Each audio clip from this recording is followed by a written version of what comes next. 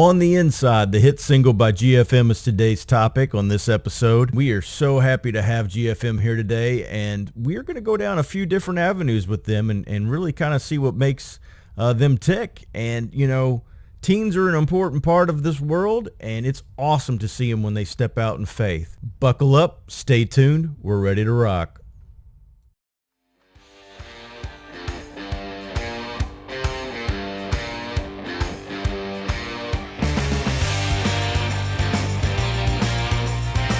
Welcome to the Song and Verse Podcast, a discovery of God's Word, one song and a few verses at a time. Here's your host, Rockin' Odd Todd. Welcome to this episode of the Song and Verse Podcast. I am your host, Rockin' Odd Todd, and we are so happy that you've decided to join us today. We've gotten to know GFM pretty well through our endeavors with Fridays with Alice, and anybody that's really kind of followed that blog knows that we take the Alice Cooper Solid Rock ministry seriously. Alice and Cheryl Cooper have spent a good amount of time and money making sure that the teens of Arizona, specifically Phoenix and Mesa at this point, are not left behind, that their talents and their goals and the things that they want to accomplish in life are being mentored to and taken care of. And, you know, sometimes we overlook the young and the old in this society, and we really hone in on that, you know, middle demographic. And that's a shame, because there are so many voices out there that still need to be heard at every age. We really feel like it's important to, you know, boost and find what teens need and what they're looking for. And we found that when they step out in faith, amazing things start to happen. So, you know, that's really where a lot of this stems from, this relationship with GFM. And with that, we have GFM today, CJ, Maggie, and Lulu. How's it going today, girls? It's good. We've just been chilling. Summer break, you know, because we still are in school, so it's been a good time to really focus on our craft and got some new stuff coming. So it's been a nice time. Lots of recording. Awesome. So like summer break started in March this year in some ways, though, didn't yeah. it? Yeah. We just haven't been allowed out. We've been like, you know, locked in forever. So this podcast, this episode is really kind of focusing on the song On the Inside. And correct me if I'm wrong, but that kind of seems like it was really your breakout song in some ways. Do you feel that way? It really was, because we released Identity Crisis, and that was like our first album. There was an EP before that, and Graveyard of Identities got to like number 6, I think, on the like Billboard charts, when they still had like the Christian Billboard charts. Mm-hmm. But when we released On the Inside, we really started getting a lot of traction and getting like major support from really big names and people and stuff. So yeah, that was kind of like our breakout song, because that was our first song we put out with our Oh the Horror, which was when we finalized our sound, what we wanted to do as a band, and like this was the direction we wanted to go. We finally figured it out. So that was the first song from that EP that we released out to the world. We're like, this is us. We finally figured out what we wanted to do, and it just went off from there.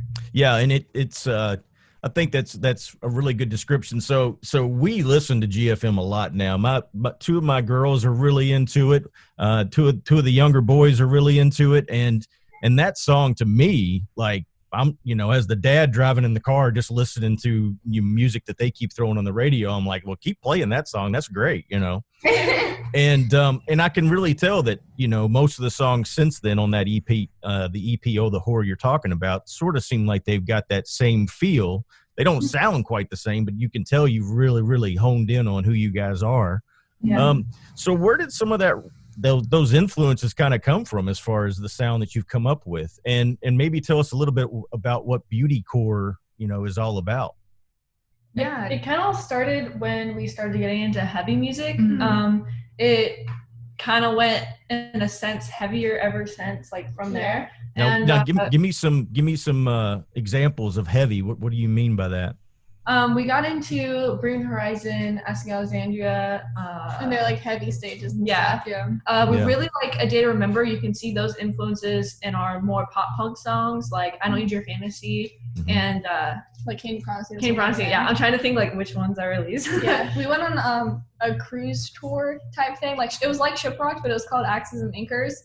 And Motionless in White was one of the like main headliners there, and so that really kind of opened up our like metal. It wasn't like metalcore; it was like synthy metal, like really heavy stuff, and we had never heard it before, and so like that opened that heavy aspect to it as well. So it's just like all of those bands combined with working with people that really were able to pull out like of our brains what we wanted and helping us shape the music to what we wanted to play and what we'd enjoy playing. All that combined really just made it what it is. A big shout out to Eric, because we always see the bands that influence us, but he was the one of our producers, Eric Barnell, that pulled our direction out that we knew we wanted to do. We just couldn't figure out how to write it and kind of go that direction. So he, the first song we wrote from Oh the Horror was Never Again with him. And that's when we were like, that's him. We're going to write so many songs with you, and it's going to be great. Yeah. And that was Never Again was the first song that was the start of it all. Yeah, it was the start of it all. So big shout out to Eric for just helping us pull it out of us finally. We couldn't figure out how. Because you can have influences and you can listen to things. And you can want your music to sound a certain way. It doesn't work unless you have someone there to help. You know, Maggie always says there's a canvas and we're throwing paint and the producer is making it into something. So nice. You know, and that makes a lot of sense. You guys know me from Fridays with Alice. We've, you know, kind of connected a little bit through those two platforms, GFM and Fridays with Alice. And it's been phenomenal to kind of really learn how musicians, you know, have their craft, but when a producer comes in and can really hone in on that, you know, that's what Bob Ezrin and guys like that did for Alice Cooper and Pink Floyd, and a lot of those big name bands, you know, really came in and just said, hey, I hear this sound here, and was able to really, really, you know, build on top of that. So, you know, you mentioned a little bit of your songwriting experience. So as three sisters, how does that work? Do you guys just kind of come together and say, hey, Lulu's going to do the drum part? Or how do you all, you know, come up with that? It's definitely different every time we write with different people and write with ourselves. Like there's not ever a key kind of foundation, because everyone asks, they're like, well, how do I write songs? How do I start? And honestly, we're figuring out that every time we write a new song. And that's the key, is just starting. Sometimes it's a guitar riff, sometimes it's a melody, sometimes it's lyrics. Sometimes it's a stupid idea. Yeah. And then it's like, wait, even sometimes it can be a theme. We're like, what kind of theme do you want to put across, or what kind of message? And that's where it goes to. So just start with one point and we just go from there. Well, like we were saying with the paint and the canvas, it's pretty much a chaotic process. We're just throwing out ideas as fast as we can. And so with some people that we've collaborated with, we're like, we work too fast at this pace, so they get confused. And so like, wait, what did you just say? I thought we were writing this, but now you're saying something else. So it's because we finish each other's like sentences, and we already like, we're so inclined because we live together and we do everything together. So we know what each other are going to do. So I already know what Maggie's thinking. I already know what Lou's thinking just by like her body language, her actions, even like her eyes. And so if she doesn't like something I'm saying, I'm like, okay, yeah, then I already like throw it in the trash. But like it's hard to like explain that when people just don't know. So it's so important that we find people like. We work with Eric Barnell, we work with Damon Starkey, and just now we've been working with Joey Sturgis and Billy Decker. Yeah, Billy Decker. A lot of these people that we're writing with, like even Josiah Prince from Disciple and stuff, they are on the same wavelength with us, and they can like move as fast as we can, because it's just a very like it's like sporadic process, and so it's important for us to have people who can process at the same speed.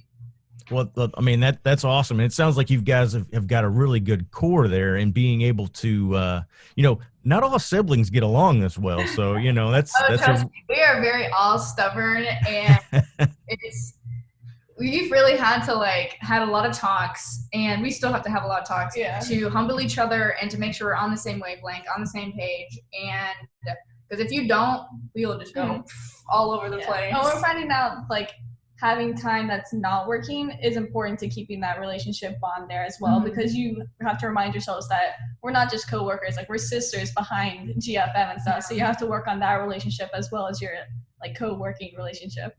Well, and that's a good point. You know, this whole COVID thing, it's really taught me that, you know, to just be respectful and mindful of others. Cause you know, I haven't really worn the mask or anything like that. I haven't really felt, you know, compelled to, but at the same time, I'm very respectful of the person that is. So I'm 6 to 10 feet away from that person at all times just to be respectful of them. And so what you're saying there, just kind of hones in life in general, just being respectful and humbling yourself before others is, a lot of who we're called to be. So let's go back to on the inside just a little bit here. So you brought up the fact that, you kind of come up with a premise. Did you start with the lyrics on that song first, or how did that evolve?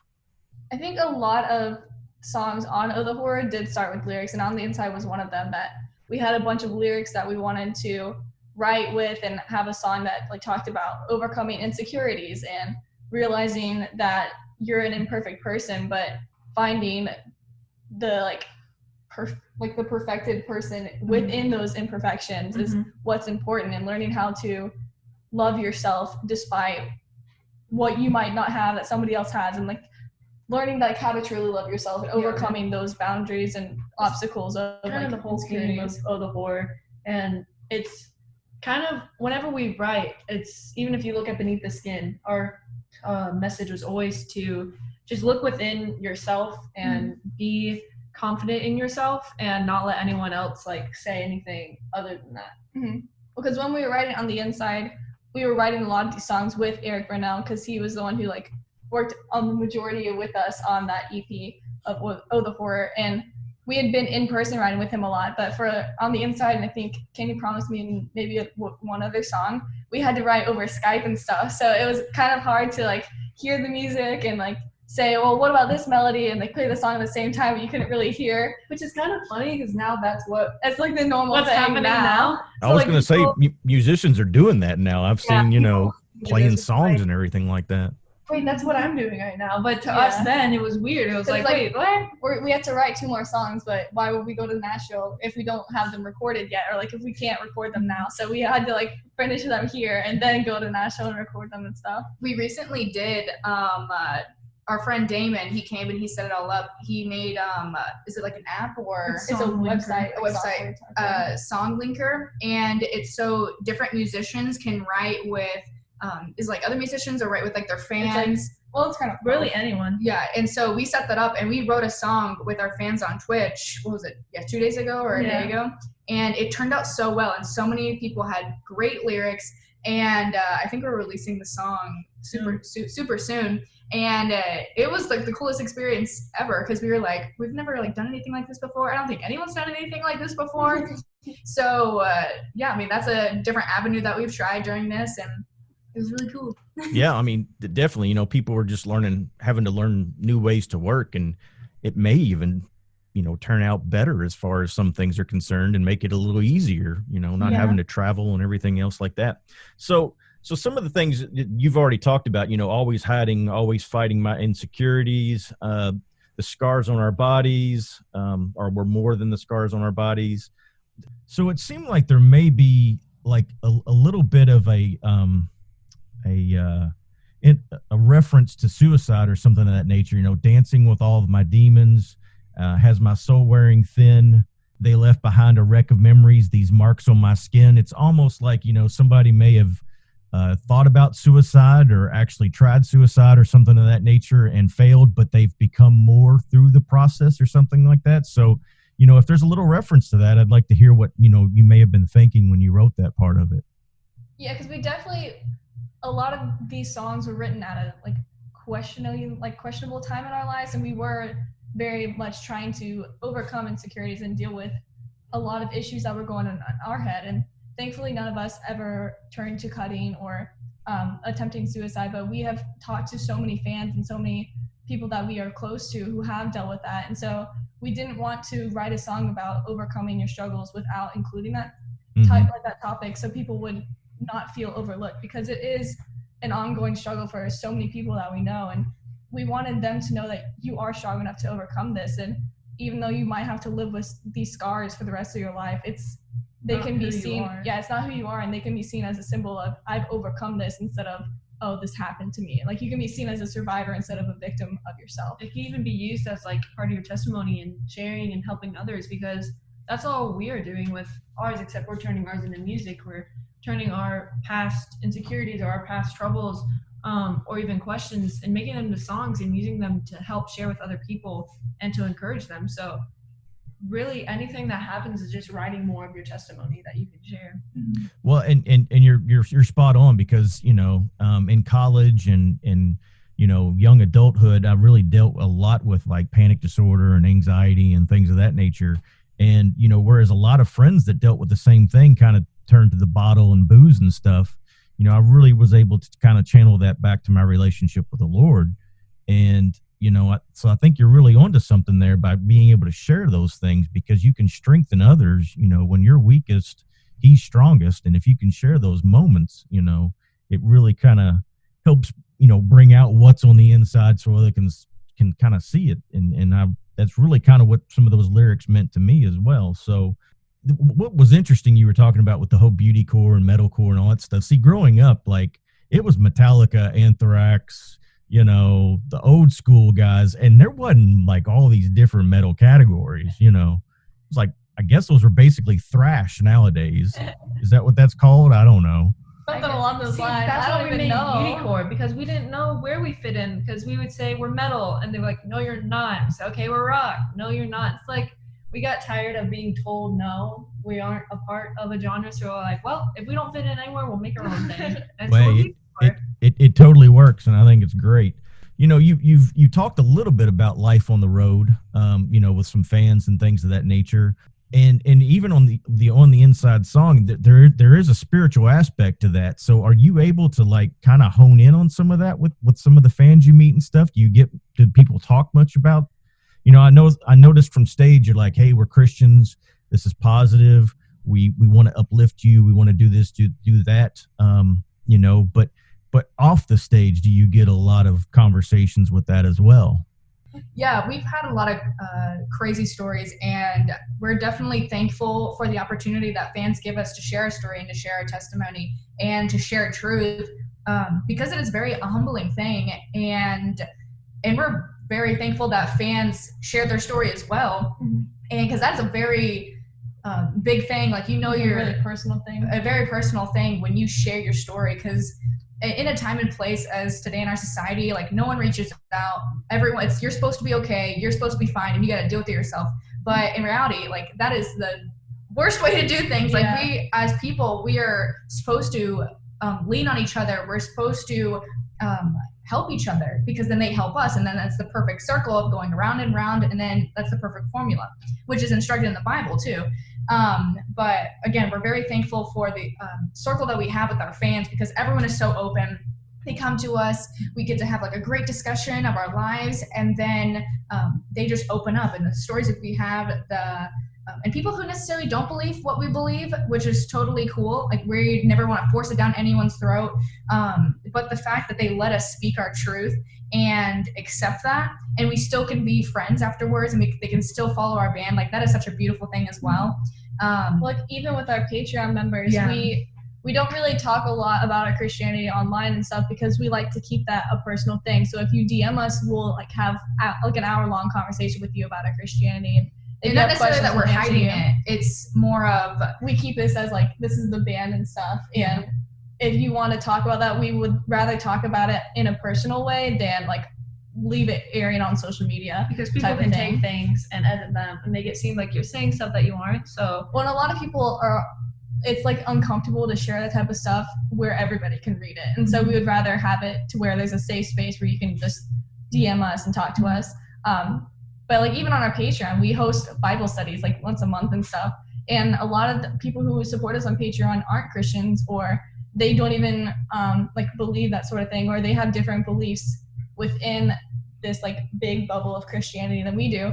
And we're able to have like debates, like not like debates, but like it's an open discussion. They'll bring us something to the table, and we're like, oh, we never thought about that before, or we'll like give them our like point of view on that like certain topic and stuff. And it's never like an argument type of experience. And even with the whole quarantine and everything, we're able to talk about how you can help others and be an example of Christ when you go out, and making sure, like, a lot of people are probably really stressed out and probably really tired after working, so they might snap at you at, when you're shopping, and ways that we can be prepared to just be an example and light for them and help them out. That's just some of the things we get to talk about with them, and it's just so amazing, the platform that God has given us so that we can share his light and his gospel with everyone. I mean, our biggest thing is from the stage, Maggie will state what we believe, like not go into like after every song, explain what we believe or explain other things. I mean, that's wrong. Like there's other bands that we tour with that they do that, and that's great. We personally believe that off stage, we're going to be there and talk to every single person if you want to continue the conversation. If you're interested in what Maggie said from stage, like she will say, like, what is Come like, talk to us at the merch table if you have questions. If you we believe in Jesus Christ. We believe there's a God that loves you, and we'll spend hours talking with them at the merch table. And we feel like that's more. It's just the way we work. And if any other band wants to do it other way, like we totally there's different ways to bring Jesus. It's just the way we do it. And even if it's just like saying, "Can I pray for you?" and like praying for that person, if that's as far as it goes, we would rather have the opportunity to pray for someone than like not have it and like ignore that opportunity. Well, and I think that this becomes too much of a heated topic when it comes to bands and stuff anyway, because quite honestly, it's really about relationship and not religion anyway. Exactly. Yeah, and you know, so my biggest struggle as a Christian sometimes is that Christianity in general puts God in a box and says he can only move this way, he can only move that way. You have to use this sacrament, this you know, theory, this type of theology, this creed, this blah blah blah, and it's just not true. I mean, you know, God will move however God decides to move, and if he wants to talk through a donkey, he's going to talk through a donkey, you know. Yeah. So you guys are willing to go into some pretty dark places and put on some shows too. You know, I talked to your management the last time you guys were in town, and you know, they really were talking about a few places that you guys had gone and done some shows. I mean, I think that's phenomenal. I think going in, and it's one of the things that's really, really inspired me about you guys. And so I'd like to hear some of your experiences from that and how you were received, because, you know, as a positive, uplifting band, some of those places probably have a lot of darker bands on the schedule. And so what was it like for you guys to be there, and how were you treated? I would definitely say, because I have like 2 points. I don't want to just like over talk everyone. That people are people, and I know a lot of certain things like to put on people, like, oh, that's very like scary, like bars, don't go in there. Those people are lost causes. They're always going to argue with you. Like there's no thing you're going to win, and they're people.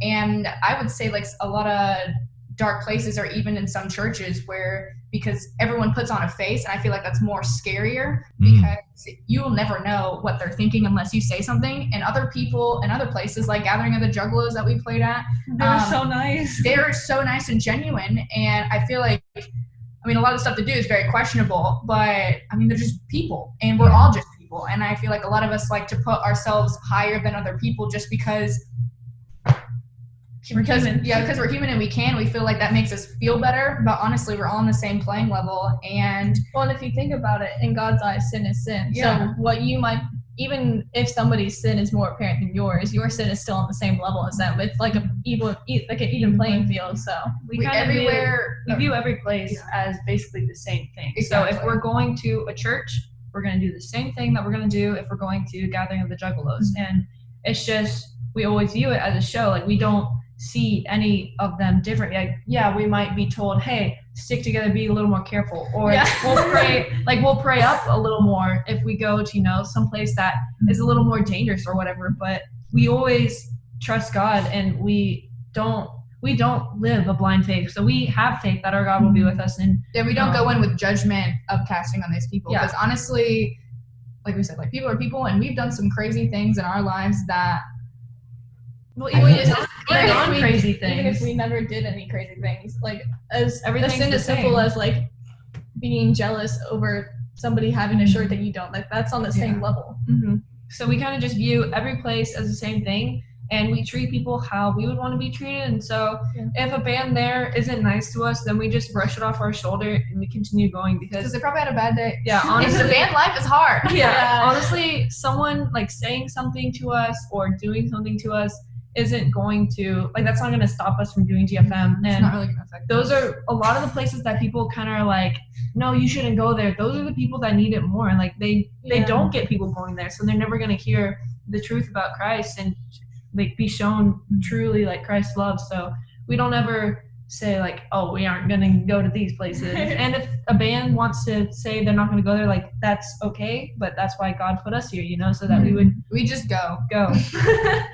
I hear you. And you know, I think you guys sound wise beyond your years. You know how long it took a lot of people to figure out these things in life. This is great. You know, I think you're right on where you need to be as far as your faith and your spiritual level is. You know, my wife and kids and stuff, we've been watching this show called The Chosen. Have you guys watched that yet? No, but we literally, because all of our churches are closed here, and they started opening up a little bit, and so like I don't even think they're at 50%. I think they're still at 25% capacity. And so our brother was trying out a new church. He's like, hey, do you want to come? And so we went with him last week. Is it the last week or 2 weeks?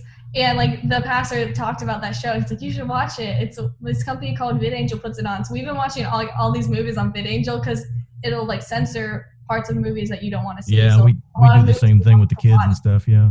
We didn't even know that was a thing, so we just weren't watching any of these movies. And we're like, this sucks. We can't watch it.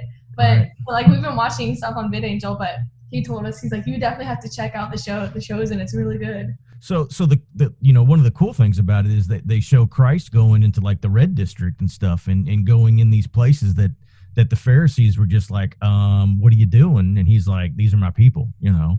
And so everything you're saying like totally lines up with gospel. You know, this is who we're called to be. This is who he's called us to be. And that's to every single person, and, you know, not waver or change. So, you know, to really kind of wrap this up, you know, Taking Over, which is a great song too.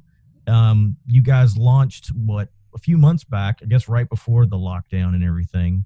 And so where is this going? And tell us just a little bit about that song, because it's like, you know, bombs and missiles with GFM on them. And it's like, this is great. You know, this is kind of reminded me like the old Striper days with Yellow and Black Attack, you know?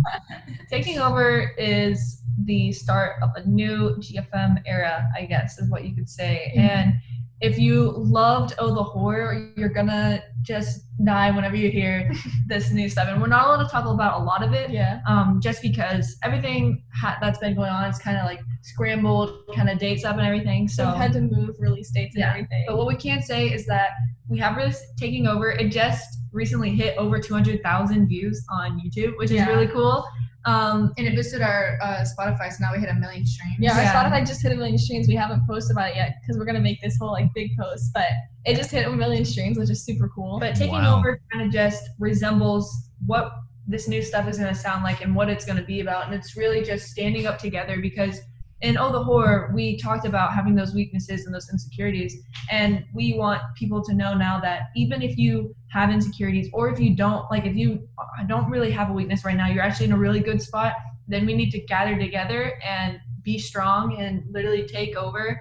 And just, we wanted it to be a lot about community, like being together and being strong together, because that's what we are as sisters. When we go on stage, we're strong together, you know, not one of us can just go on stage and do it. So we wanted a song that kind of let everyone know, hey, this is how we're strong together. Grab your people, be strong together, and let's do it. Join Team GFM. Let's do it. So that's what this new song was really kind of just getting started. And it's coming from a place of empowerment and feeling that you have God on your side, but you also have all these people surrounding you, giving you this support. And that's what we wanted to push with GFM, because it is growing and we want to continue to see it growing, but we want to be strong and powerful and not come from a place where it has a weak foundation, so it could be easily swayed and stuff. And we're very we have a strong foundation of people to keep us level-headed and stuff, and we're really appreciative of that. Our fans have that too, and because Team GFM is literally its own little family, and they have their own little group chats, and they meet together because they know GFM, and it's really incredible that's being able to make friendships and, you know, I don't know, bind people together and everything. Because when we were starting to listen to metal music, if we had something like that where someone was like, hey, this is a family, let's do this, we would have been like, oh my word. Yeah. So. No, that's cool. Yeah, I mean, I've been a part of I guess it's the Team GFM group or whatever that is on Facebook. And The official Team GFN. Like that page blew up too. Like we were Yeah. like, oh my goodness. Yeah. yeah, and like what's his name? Is it Patty Pike? Pat Pike? Yeah, I mean I've gotten to be pretty decent friends with that guy, and then there was one other guy, I think his name's Dave. And we'll chat back and forth every now and then.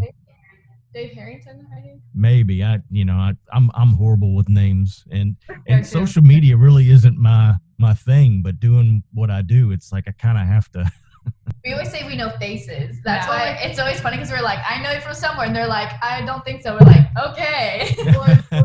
What's your social media tag? We know you by that name, not your real Literally name. happened before. I know Like, you by you've Flower been Power at- 54. It's like, you've been at a show before, right? And they're like, no, I'm not. I don't know you. I'm not here for a show. It's like, But you look familiar. all right. Well, you need to come to one. So, all right, this has been great. We are going to continue following you guys, and we will probably more than likely have you guys back at some point. This has been a great conversation, and so we're signing off for this episode. Thank you, girls, for being here. Thank you for having us. Yes, this has been awesome. So this is Rockin' Odd Todd signing off for this episode of Song and Verse Podcast.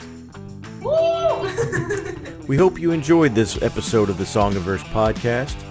Hopefully it was an uplifting, honest, and meaningful experience for you. We do accept donations. If you feel led to give to the Song and Verse Ministries, check out songandverseministries.com/donate for a number of different ways to give back. And also be sure to check us out on Facebook, Twitter, Instagram, and Pinterest. We hope you tune in to the next episode of the Song and Verse Podcast. Until then, keep searching for the DNA of God's Word found flowing through song.